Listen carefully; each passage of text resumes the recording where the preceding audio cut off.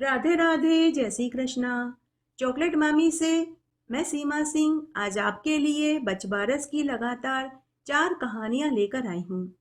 अगर आप बचबारस का व्रत करते हैं, गाय और बछड़े की पूजा करते हैं, तो साथ में आपको कहानियां भी सुननी चाहिए। इससे व्रत करने, पूजन करने, कथा सुनने का संपूर्ण फल प्राप्त होता है। आज मैं आपके लिए बचबारस की 4 कहानियां लाई हूँ। आइए अब हम एक एक करके बचबारस की सभी कथा कहानियों को सुनते हैं। पहली कहानी इस तरह है। सतयुग का जमाना था, जब लोगों की कमाई 1 रुपया हुआ करती थी। उस जमाने में अगर कोई 5 या 10 रुपए कमा लेता था तो उसे बहुत बड़ा माना जाता था। तब 3 आने में 1 किलो घी आ जाता था। यह कहानी भी उसी जमाने की है। तब एक नगर था। उस नगर का नाम रत्ना नगरी था, क्योंकि उस नगर के राजा का नाम रतन सिंह था, तो नगरी का नाम भी राजा के नाम पर ही पड़ा। उस नगरी में एक बहुत पैसे वाले सेठ सेठानी रहते थे। उनके पास धन दौलत की कोई कमी नहीं थी। उनकी शादी को 5 साल हो चुके थे, लेकिन उन्हें औलाद सुख की प्राप्ति नहीं हुई। उन्होंने अनेक डॉक्टर, वेद, हकीम, नीम को दिखाया, तो सभी ने सेठ सेठानी से कहा कि सेठ सेठानी जी, आप दोनों में कोई कमी नहीं है। आप दोनों बच्चा पैदा करने में सक्षम हैं। कोई ऊपर वाले की ही देन नहीं है। तब नाते रिश्तेदारों ने और अड़ोसी पड़ोसियों ने सेठ सेठानी से कहा कि आप दोनों दान पुण्य व्रत उपवास करिए। तो उन्होंने सारे उपाय करे, लेकिन सभी उपाय निष्फल रहे। सेठानी के पास एक गाय थी। सेठानी खुद उस गाय की सेवा टहल करती थी। रोज सुबह हरा हरा चारा खाने को देती, गोबर पोठे उठाती, कंडे बनाती, बाड़े की साफ सफाई करती, ठाण की सफाई करती, सुबह शाम दोपहर शीतल जल पिलाती और गाय का दूध भी वह खुद ही दूती थी। इस तरह उनका समय बीत रहा था। तब एक बार उनकी नगरी में एक पहुंचे हुए संत महात्मा जी आए।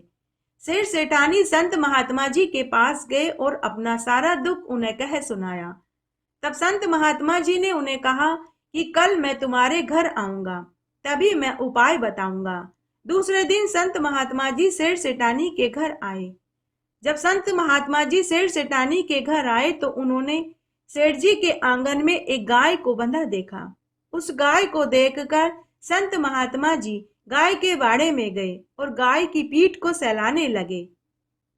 उन्होंने अपने हाथ से गाय को हरा हरा चारा खिलाया। गाय की चरण धूलि अपने सिर पर लगाई, गाय की पदक्षिणा करी, प्रणाम किया। तब संत महात्मा जी ने सेठ सेठानी से कहा कि बस आप तो इस जगत के सबसे धनी लोग हैं। आपके आंगन में कामधेनु के वंश की गाय खड़ी है। क्या तो मैंने आपके आंगन में यह गाय देखी है, या फिर सतयुग में नंद बाबा के घर में कामधेनु के वंश की बहुला गाय देखी थी। आपके ऊपर तो कोटि देवी देवताओं का आशीर्वाद है। आपको चिंता करने की कोई आवश्यकता नहीं। यह गाय ही आपको संतान सुख दिलवाएगी। सेठ सेठानी संत की बातों को नहीं समझ पाए। उन्होंने कहा कि महात्मा जी, हम आपकी बात का अर्थ नहीं समझ पाए। कृपया अच्छे से बताइए कि यह गाय किस तरह हमें औलाद का सुख दिलवाएगी। तब संत महात्मा जी ने कहा कि जैसा तुम्हें मैं कहता हूँ तुम वैसा ही करना। भादवा मास के कृष्ण पक्ष में द्वादशी को बचबारस तिथि आएगी। उस दिन आप अपनी गाय को वन में चरने को छोड़ देना। आपकी झोली खुशियों से भर जाएगी। उसके बाद सेठानी ने ऐसा ही किया। जब भादवा मास की बचवारस तिथि आई तो सेठानी ने अपनी गाय को वन में चरने को छोड़ दिया। उस दिन इंद्रलोक की इंद्राणी व अप्सराएं गाय माता का पूजन करने धरती पर आई, तो उन्हें वही सेठानी की गाय दिखाई दी। जब इंद्र की इंद्राणी और अप्सराएं गाय का पूजन आगे से करती तो गाय उन्हें सींग से मारती, और जब वे गाय का पूजन पीछे से करने लगती तो गाय उन्हें पूंछ और लात से मारती।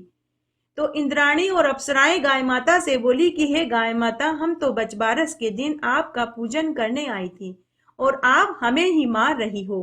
तो गाय माता बोली कि मुझ अकेली की क्या पूजा करती हो? अगर पूजा ही करनी है तो बछड़े सहित गाय की पूजा करो, इसका अक्षय फल मिलेगा। तब इंद्र की इंद्राणी व अप्सराओं ने दर्भ का बच्चा बनाया और गाय के पास बैठा दिया और उसके ऊपर अमृत का छींटा दिया। जिससे बछड़ा जीवित हो गया। गाय अपने बछड़े को दुलार करके चाटने लगी। थोड़ी ही देर में बछड़ा गाय का दूध पीने लगा। फिर इंद्र की इंद्राणी और अप्सरा ने गाय सहित बछड़े की पूजा करी और आशीर्वाद देकर इंद्रलोक में चली गई। शाम को गाय अपना बछड़ा लेकर घर आई। जब सेठानी ने गाय के साथ बछड़ा देखा तो वह बोली कि हे गाय माता, तू अपने लिए बच्चा लाई, मेरे लिए बच्चा क्यों नहीं लाई? अब मैं तुझे घर में नहीं आने दूंगी। तभी गाय का वाचा फूटा। गाय माता बोली कि मालकिन, अब की बार मैंने अपने लिए बच्चा मांगा है, अगले साल बछबारस पर मैं आपके लिए बच्चा लेकर आऊंगी। इस तरह समय बीता। साल भर बाद जब दोबारा बछबारस तिथि आई तो सेठानी ने गाय और बछड़े दोनों को वन में चरने को छोड़ दिया। उस दिन फिर से इंद्रलोक से इंद्र की इंद्राणी व अप्सराएं गाय का पूजन करने धरती पर आई तो उन्हें फिर से सेठानी की गाय दिखाई दी। जब वे पूजा करने लगी तो गाय उन्हें पूंछ और सींग और लात से मारने लगी। तो इंद्र की इंद्राणी और अप्सराएं बोली कि गाय माता, पिछले साल ही तो आपको बच्चा दिया था, अब क्या चाहिए? तो गाय माता बोली कि पिछले साल तो आपने मुझे बछड़ा दिया, इस साल मेरी मालकिन को बच्चा दो, नहीं तो मेरी मालकिन मुझे घर में नहीं आने देगी। यह सुनकर उन्होंने दर्भ का पालना और दर्भ का ही बच्चा बनाया। पालने को गाय के सींगों से बांध दिया और बच्चे को पालने में लिटा दिया। उसके बाद उनके ऊपर अमृत का छींटा दिया तो बच्चा जीवित हो गया। फिर उन्होंने गाय और बछड़े की पूजा करी और ढेरों आशीर्वाद देकर अपने लोक में चली गई। शाम को गाय माता बच्चा और बछड़ा लेकर गांव में आई। जिसने भी यह दृश्य देखा वे सब गाय के साथ हो लिए और गाय माता के नाम का जयकारा लगाने लगे। तभी एक पनिहारिन भागी भागी सेठ सेठानी के घर गई और बोली कि सेठानी जी, आपकी गाय आपके लिए बच्चा लेकर आ रही है। यह सुनकर सेठ सेठानी बहुत खुश हुए। सेठ सेठानी गाजे बाजे के साथ मंगल गीत गाते हुए गाय को लेने गए। सेठ सेठानी बच्चा पाकर बहुत खुश हुए। पूरे गांव में लड्डू बांटे गए। जब यह खबर राजा के पास पहुंची कि नगर में एक सेठ सेठानी के पास चमत्कारी गाय है, तो उसने अपने राजबल का प्रयोग करके सैनिक भेजकर सेठानी के घर से गाय और बछड़ा मंगवाकर महल में ले आए। सेठ सेठानी गाय और बछड़े के वियोग में बहुत दुखी हुए। उन्होंने अन्न जल छोड़ दिया। उधर गाय और बछड़े ने भी चारा पानी नहीं खाया। कुछ ही दिनों में राजा का पूरा राजकोष खाली हो गया। उसका इकलौता पुत्र बीमार पड़ गया। राज्य पर अकाल और महामारी के बादल मंडराने लगे। राज्य में कुएं, तालाब, नदियों का जल एकाएक सूख गया। खेतों में खड़ी सारी फसलें जल गई। राज्य पर पड़ोसी राजा ने आक्रमण कर दिया। एक के बाद एक अनेक अपशकुन होने लगे। तब राजा ने इन सब का कारण राज्य ज्योतिषी से पूछा। तो राज्य ज्योतिषी ने कहा कि महाराज, यह गाय और बछड़ा आप जहां से लाए थे, इन्हें वापस उनके घर भिजवा दीजिए, क्योंकि यह गाय और बछड़ा अपने मालिक और मालकिन से बिछड़कर अंदर ही अंदर रो रहे हैं। इन्होंने महल में आने के बाद चारा पानी तक नहीं खाया पिया है। आपको गाय माता ने शाप दिया है। यह सुनते ही राजा ने उसी समय पूरे आदर सम्मान के साथ गाय और बछड़े को सेठ सेठानी के पास भिजवा दिया और साथ ही खूब सारा धन भी दिया। अपनी गाय और बछड़े को पाकर सेठ सेठानी बहुत खुश हुए। गाय से लिपटकर दोनों खूब रोए। गाय और बछड़े के आंखों से भी आंसू बह रहे थे। जिसने भी देखा सब दंग रह गए। जिस दिन राजा ने गाय और बछड़ा सेठ सेठानी के पास भिजवाया, उसी दिन राजा का राजकोष 10 गुना बढ़ गया। राजा का इकलौता पुत्र भी स्वस्थ और तंदुरुस्त हो गया। राज्य में बहुत अच्छी बारिश हुई, जिससे कुएं, तालाब, नदियां जल से लबालब भर गए। खेतों में भी फसल लहलहाने लगी। पड़ोसी राजा को भी हार का मुंह देखना पड़ा। यह चमत्कार देख राजा ने पूरी नगरी में ढिंढोरा पिटवाया कि सभी को भादवा मास की बछबारस का व्रत करना चाहिए, गाय और बछड़े का पूजन करना चाहिए। बोलिए बछबारस माता की जय। आइए बछबारस की दूसरी कहानी सुनते हैं। एक बार एक राजा के 2 बेटियां थी। बड़ी बेटी स्वरा बड़ी ही खूबसूरत थी, लेकिन वह झगड़ालू व ईर्ष्यालु प्रवृत्ति की थी। परंतु राजा की छोटी बेटी सांवले रंग रूप की थी। तीखे तीखे नए नक्श थे, लेकिन वह बड़ी ही दयालु, मिलनसार और धार्मिक प्रवृत्ति की थी। राजा ने अपनी दोनों बेटियों का एक जैसा लालन पालन और शिक्षा दीक्षा दी। जब दोनों बेटियां विवाह लायक हुई तो उन्हें देखने सुवर्ण नगर का देवदानी नाम का राजकुमार आया। उन दोनों बहनों का विवाह राजकुमार देवदानी से हो गया। तब राजा रानी ने अपनी दोनों बेटियों को दहेज में सोना, चांदी, मोती, मणियों के आभूषण, रेशमी वस्त्र, हाथी, घोड़े, ऊंट, दास दासियां सभी दिए। लेकिन एक बाप का मन फिर भी नहीं माना। तब राजा ने अपनी छोटी बेटी मीनाक्षी से पूछा कि बेटी, वैसे तो मैंने अपना सब कुछ तुम दोनों बहनों को दे दिया। इसके अलावा अगर तुम्हें और कुछ चाहिए तो मुझे कहो, मैं तुम्हें वह भी दे दूंगा। राजा की छोटी बेटी गो भक्त थी। उसकी एक गाय और बछड़ा था। वह खुद गाय और बछड़े की सेवा करती थी। तो उसने अपने पिता से कहा कि पिताजी, मुझे मेरी गाय और बछड़ा दे दो। तो राजा ने गाय और बछड़ा भी दहेज के साथ कर दिया। उसके बाद राजा ने अपनी बड़ी बेटी से पूछा कि बेटी, तुम्हारी छोटी बहन ने गाय मांगी है, अगर तुम्हें भी कुछ चाहिए तो बताओ। तो बड़ी बहन सोचने लगी कि मेरी छोटी बहन ने गाय मांग ली तो मैं भैंस मांग लेती हूँ। तो उसने कहा, पिताजी मुझे भैंस दे दो। तब राजा ने सेवकों से कहकर भैंस भी लवाजमे के साथ कर दी। दोनों बहनें ससुराल में अपने अपने महल में सुख से रहने लगी। छोटी बहन मीनाक्षी ससुराल में भी गाय और बछड़े की सेवा करने लगी। खुद अपने हाथों से हरा हरा चारा गाय और बछड़े को खिलाती, शीतल जल पिलाती, दूध दूती। उसकी गो भक्ति देख कर महल में ही नहीं, महल के बाहर भी सभी उसकी खूब बड़ाई करने लगे। जब बड़ी बहन ने देखा कि सभी लोग मेरी छोटी बहन की बड़ाइयां कर रहे हैं तो उससे बर्दाश्त नहीं हुआ। बड़ी बहन विवाह के बाद भी अपनी छोटी बहन से ईर्ष्या रखने लगी। तब एक दिन उसने अपनी विश्वास पात्र दासी से कहकर बहन की बछड़े को मरवा दिया और उस बछड़े की लाश को गेहूं की बोरियों के नीचे दबवा दिया। इस बात की जानकारी महल और महल के बाहर किसी को नहीं लगी। जब शाम को छोटी बहन ने गाय के पास बछड़ा नहीं देखा तो उसने नौकरों को बछड़ा ढूंढने भेजा, लेकिन बछड़ा कहीं नहीं मिला। इधर बेचारी गाय बछड़े के लिए जोर जोर से रंभाने लगी। उसके आंखों से आंसू बहने लगे। जब छोटी बहन ने अपनी गाय की ऐसी हालत देखी तो वह भी खूब रोई। उसने भी अन्न जल का त्याग कर दिया। उस दिन शाम को जब राजा भोजन खाने बैठे तो भोजन की थाली में एकाएक खून ही खून हो गया। थोड़ी ही देर में पूरे महल में मांस के टुकड़े ही टुकड़े हो गए। राजा ने राज्य ज्योतिषी को बुलाकर इसका कारण पूछा तो राज्य ज्योतिषी ने कहा कि महाराज, आपकी बड़ी रानी ने गाय के बछड़े को दासी से मरवा दिया और उसे गोदाम में गेहूं की बोरियों के नीचे दबवा दिया। आपके ऊपर गाय माता का शाप लगा है। तब राजा ने इसका निवारण पूछा तो ज्योतिषी ने कहा कि महाराज, भादवा मास के कृष्ण पक्ष की द्वादशी तिथि को बचबारस तिथि आएगी। आप अपनी दोनों रानियों के साथ बचबारस का व्रत करें, गाय और बछड़े का पूजन करें, तभी आप इस पाप दोष से छूट पाएंगे। ऐसा करने से वह बछड़ा भी जीवित हो जाएगा।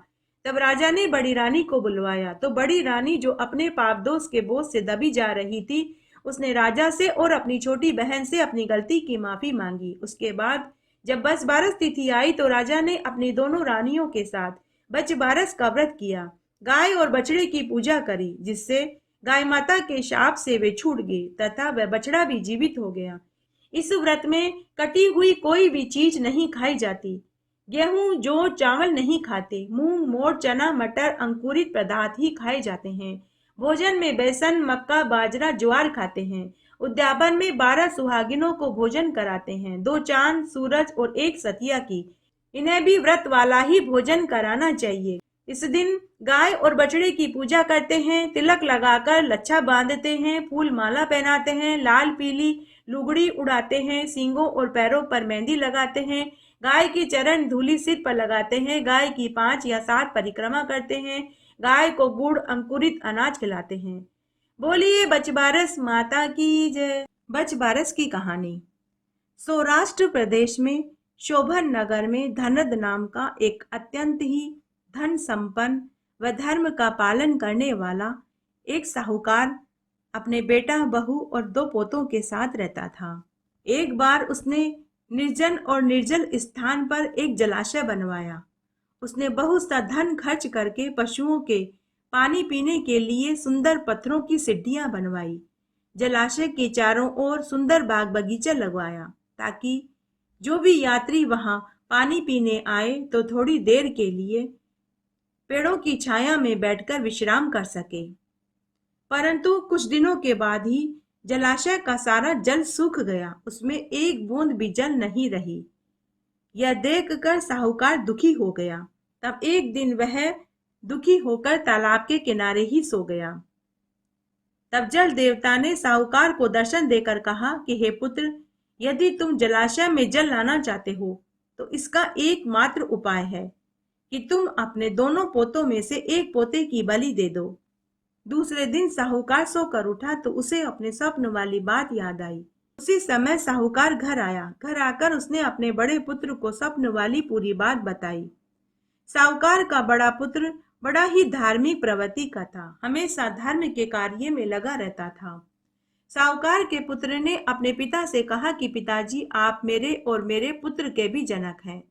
विश्व में धर्म से बढ़कर और कुछ नहीं है, तो आप इस विषय में अधिक सोच विचार मत कीजिए, क्योंकि धर्म ही चिर स्थायी है। पुत्र आदि तो सब नाशशील है।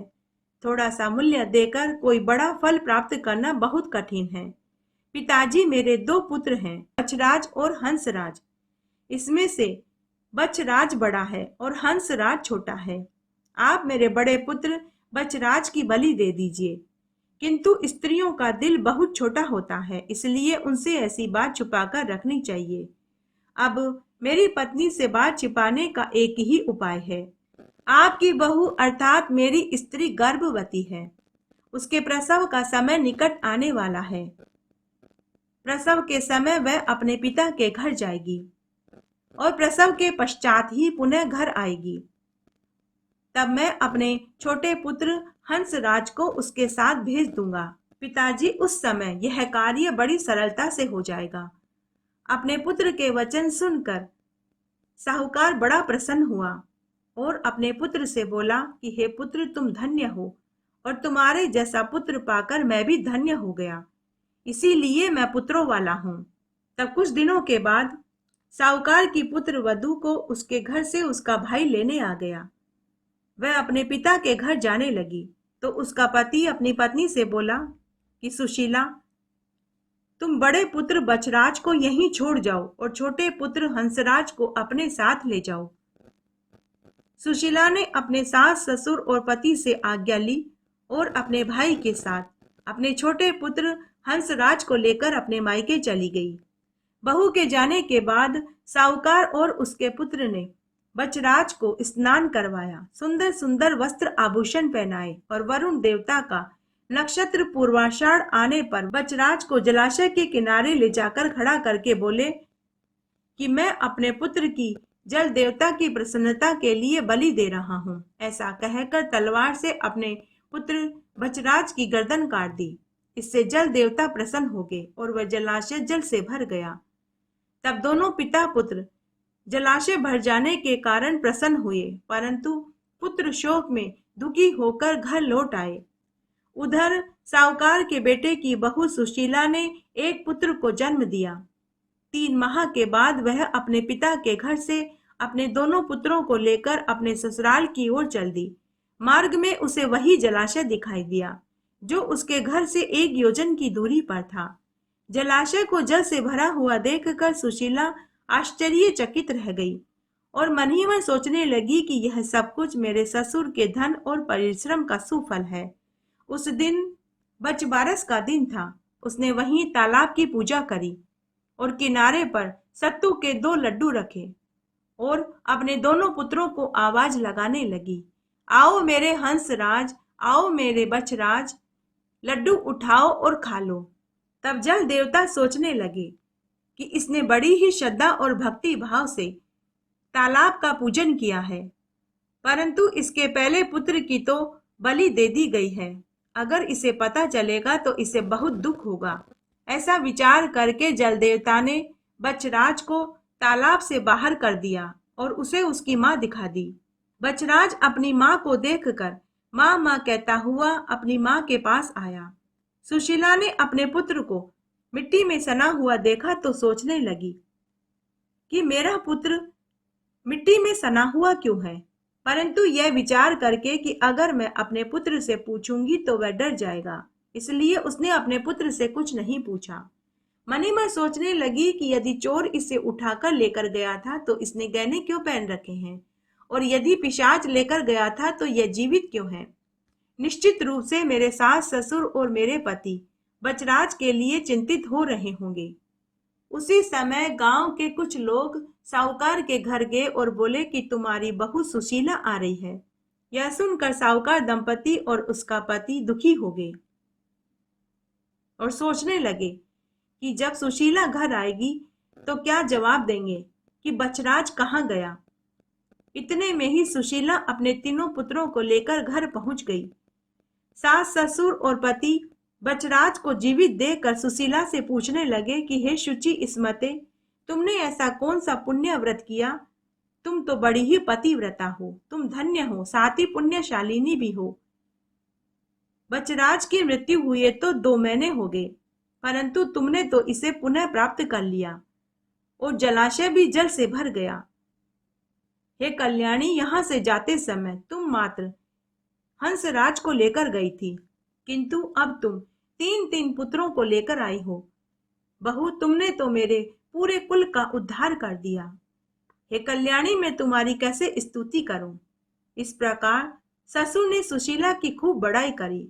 पति ने भी पत्नी को प्रेम पूर्वक निहारा। सास ने भी बहू की खूब प्रशंसा करी। तब सुशीला ने कहा कि आज बजबारस थी, मैंने तालाब की पूजा करी। तालाब के ऊपर 2 लड्डू रखकर हंसराज और बचराज को लड्डू उठाकर खाने के लिए कहा। यह सब उसी का पुण्य प्रताप है। इस समाचार को सुनकर घर के सभी लोग प्रसन्न हुए। इस प्रकार उनके सभी के मनोरथ पूर्ण हो गए और उन्हें परम सुख की प्राप्ति हुई। इसलिए बचबारस के दिन गाय और बछड़े की पूजा करने के साथ तालाब की पूजा भी करनी चाहिए और तालाब पर जितने घर में बच्चे हैं उतने ही लड्डू रखकर उन्हें उठाने और खाने के लिए कहना चाहिए। इससे पुत्रों की आयु लंबी होती है, संतान सुख की प्राप्ति होती है। हे बचबारस माता, हे गौ माता, जैसे साहूकार की बहू को पुत्र सुख दिया वैसे सबको देना। कहानी कहने वाले को, सुनने वाले को और हुक्कारा भरने वाले को।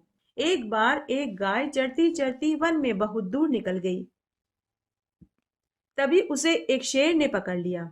तो गाय माता शेर से बोली, हे जंगल के राजा शेर, आज आप मुझे मत खाइए, मैं मेरे बछड़े से मिलकर आ जाऊं फिर खा जाना। शेर ने गाय से वचन ले लिया। घर पहुंचकर गाय बच्चे को दूध पिलाते समय रोने लगी। आंसू बछड़े की पीठ पर गिरा। बछड़े ने अपनी माँ से पूछा कि माँ, आज तुम क्यों रो रही हो। तो गाय बोली कि मुझे तो सुबह मरना है, और उसे पूरी बात बता दी। बछड़ा बोला, माँ, मैं सुबह तुम्हारे साथ चलूंगा। माँ बोली, बेटा, शेर तुझे खा जाएगा। परंतु बछड़ा नहीं माना। सुबह होने पर वे दोनों शेर के पास पहुंच गए। जब शेर ने गाय के साथ बछड़े को आता हुआ देखा तो वह बहुत प्रसन्न हुआ कि ये तो बहुत अच्छा हुआ, आज तो 2 शिकार मिले हैं। इतने में ही बछड़ा बोला कि मामा जी, पहले मुझे खाओ। तो शेर बोला कि अरे, ये तूने क्या कर दिया। मामा बोलकर भांजा बन गया। इस तरह तो गाय मेरी बहन हो गई। मैं अब तुम दोनों को नहीं खा सकता। फिर शेर ने गाय को घास की चुंदड़ी ओढ़ाई। तभी स्वर्ग से देव विमान आया। एक बछड़े के कारण गाय बची और शेर के हाथों पाप होने से बच गया। इस तरह तीनों को बैकुंठ का वास मिला। खोटी की खरी, अधूरी की पूरी। एक बार एक गांव में एक सास और बहू थी। सास खेतों पर काम करने के लिए जा रही थी तो वह अपनी बहू से बोली कि बहू, तुम गेहूंला और जौला को कूट कर रांध देना। सास तो गेहूं और जौ के लिए कह रही थी, किंतु बहू ने गलत समझ लिया, क्योंकि उनके गाय के बछड़े का नाम भी गेहूंला और जौला था। बहू ने सास के जाने के बाद उन्हें काट कूट कर हांडी पर चढ़ा दिया। संध्या के समय सासू खेत से काम पर लौट कर आई तो उसी समय गाय भी गोधीली बेला में घर आ गई। सास बहू से बोली कि बहू गेहूंला और जौला को छोड़ दो, आज बचबारस है, पहले हम गाय की पूजा करते हैं। बहू के डर के मारे हाथ पांव कांपने लगे और वह भगवान से प्रार्थना करने लगी कि हे भगवान, आज आप मेरी लाज रख लेना। भगवान को उसके भोलेपन के ऊपर दया आ गई। तभी हांडी में से भाप निकल रही थी तो उसे फोड़कर बछड़ा बाहर आ गया। उसके गले में हांडी की किनार रह गई। उसे देखकर सास ने बहू से पूछा कि बहू यह क्या है। सासू जी, आपने मुझे गेहूंला और जौला को कूट काट कर रांधने के लिए बोला था, लेकिन मैंने गलत समझ लिया। मैंने गेहूंला और जौला को कूट काट कर हांडी में रंधने के लिए चढ़ा दिया था, लेकिन भगवान ने मेरा सत रखा और इस बछड़े को पुनः जीवित कर दिया। इसलिए बचबारस के दिन कटा हुआ कोई भी पदार्थ व्रत में नहीं खाते हैं। साथ ही गेहूं, मूंग, जौ भी नहीं खाते हैं। गाय और बछड़े की पूजा की जाती है। हे बचबारस माता, जैसे आपने बहू की लाज रखी वैसे सबकी रखना। कहानी कहने वाले की, सुनने वाले की और हुक्कारा भरने वाले की। बचबारस की सभी कथा कहानियों के साथ में विनायक जी की कहानी जरूर सुननी चाहिए, तभी पूर्व में सुनी हुई कहानियों का पूरा फल मिलता है। गणेश जी की कहानी। एक बार एक गांव में एक सास और बहू थी। सास बहू को रोज रात की 4 रोटी और मिर्ची कांदा देकर गाय भैंसे चराने के लिए जंगल में भेज देती थी और खुद पीछे से गरम गरम खीर पूड़ी, कभी मालपुए, कभी चूरमा बाटी बना कर के खाती थी। एक दिन उनकी पड़ोसन ने देख लिया कि बहू के जाने के बाद सास रोज नए नए पकवान बना कर के खाती है। तब उस पड़ोसन ने बहू को सारी बात बता दी। तब बहू बोली कि मैं क्या करूं, मेरी सास मुझे सुबह का खाना शाम को और शाम का खाना सुबह देती है। मैंने तो कभी गरम रोटी का स्वाद ही नहीं चखा, मैं क्या करूं। तो पड़ोसन ने कहा कि अरे तू तो बावली है, तू घर से आटा और गुड़ लेकर चली जाया कर, जंगल से लकड़ी और छाने लेकर चूरमा बाटी बना कर के खाया कर। तुझे कौन रोकने और टोकने वाला है वहाँ जंगल में। बस उसी दिन बहू ने निश्चय कर लिया कि अब वह भी रोज गर्म भोजन बना कर के खाएगी। उसी रात उसने चुपचाप रसोई में से आटा और गुड़ एक कपड़े की पोटली में बांध लिया। दूसरे दिन उसने सारा सामान अपनी लुगड़ी में छिपा लिया और जंगल में आ गई। जंगल में गणेश जी का एक छोटा सा चबूतरा था, जहाँ गांव के लोग घी, बूरा, खोपड़ा, नारियल आदि चढ़ाते थे। उसी जंगल की दूसरी तरफ शमशान था। बहू शमशान में से लकड़ी और छाने लाई। आटा और गुड़ वह खुद लाई थी। गणेश जी के चबूतरे पे से घी, बूरा, नारियल लेकर आई। फिर उसने चूरमा बाटी बनाया। खूब सारा घी, गुड़, बूरा, नारियल डाला और पेट भरकर चूरमा बाटी खाया। उसने पहली बार इतना स्वादिष्ट भोजन खाया था। भोजन खाने के बाद उसे नींद आ गई। वह वहीं पेड़ के नीचे सो गई। शाम को उठी और अपनी गाय भैंसे लेकर घर आ गई। घर आने के बाद वह सो गई। सुबह जब वह सोकर उठी तो गांव में चर्चा हो रही थी कि गणेश भगवान ने नाक पर उंगली रख ली। गांव के राजा ने यह ढिंडोरा पिटवाया कि जो भी भगवान की नाक से उंगली हटवा देगा उसे मुंह मांगा इनाम दिया जाएगा। गांव के सभी समझदार लोग पहुंचे, बड़े बड़े पंडित, ज्ञानी महात्मा पहुंचे, लेकिन सभी नाकाम रहे। किसी से भी काम नहीं हो पाया। तब बहू अपनी सास से बोली कि सासू माँ, गणेश जी के नाक पे से उंगली मैं हटवा दूंगी। सासू बोली कि अरे इतने बड़े बड़े ज्ञानी महात्मा कुछ नहीं कर पाए, तू क्या कर लेगी। लेकिन बहू ने जिद पकड़ ली और वह अपनी जिद पर अड़ गई। दोनों सासू बहू राजा के पास गए। सास राजा से बोली कि महाराज, मेरी बहू यह काम कर देगी। तब वहां मौजूद सभी मंत्री, दरबारी, प्रजा के लोग, संत, ज्ञानी, महात्मा, पंडित सास और बहू पर जोर जोर से हंसने लगे।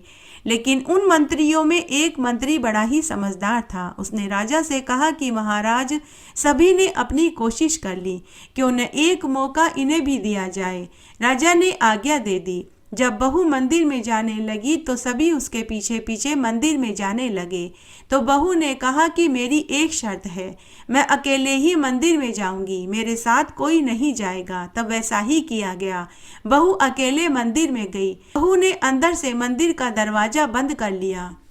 तब बहू गणेश जी भगवान से बोली कि हे गणेश जी भगवान, आटा और गुड़ मेरा था, पानी मैं नदी में से लाई थी, आग शमशान से लाई, आपके चबूतरे से मैंने घी, गुड़, बूरा और खोपरा लिया था, जो कि गांव वालों ने आपके चढ़ाया था। अगर मैंने चूरमा बाटी बनाकर के खा लिया तो क्या गलत किया। अगर मैंने आपका घी, गुड़ ले लिया तो क्या गलत किया। तो भगवान बोले कि अरे बावली, कोई गलत नहीं किया, लेकिन तू पहले मेरे भोग तो लगाती। तब बहू बोली कि हे गणेश जी भगवान, मैं नादान और अनजान थी, मुझे इन सब बातों का ज्ञान नहीं। आगे से ध्यान रखूंगी, लेकिन आपको नाक पर से उंगली हटानी पड़ेगी। तब गणेश जी भगवान ने सोचा कि इसकी बात तो माननी ही पड़ेगी। उसी समय गणेश जी भगवान ने नाक पे से उंगली हटा ली। बहू ने भगवान को ढोक लगाई और मंदिर के पट खोले। सभी ने कहा कि अरे बहू तो जादू टोना जानती है, इसने तो गणेश जी के नाक पे से उंगली हटवा दी। तब राजा ने उसे खूब सारा धन दौलत दिया। उस दिन से उसकी सास उसे गरम रोटी देने लगी।